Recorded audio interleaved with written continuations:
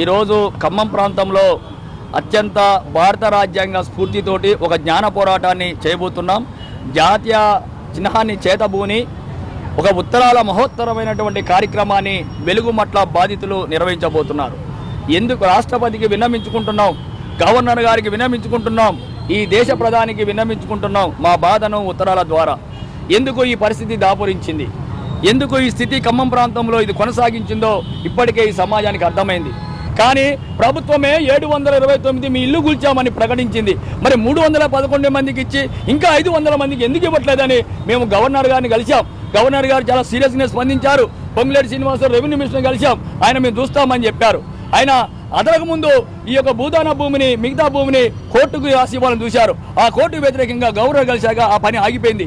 ఇప్పుడు ఇంకా 500 మంది బాధితులు ఉన్నారు. తక్షణమే ఆ వెలుగుమట్లలో వాళ్ళకి ప్రత్యేకంగా మీరే మీ డబ్బులతోటే ఇల్లు నిర్మించి ఇవ్వాలని ఇలా మేము రాష్ట్రపతికి ఉత్తరాలు వేస్తున్నాం. ఈ వారం రోజుల్లో కనుక మా బాధని కనుక మొరబెట్టుకొని ఇప్పుడు గవర్నర్ గారు మాకు చాలా సానుకూలంగా ఉన్నారు.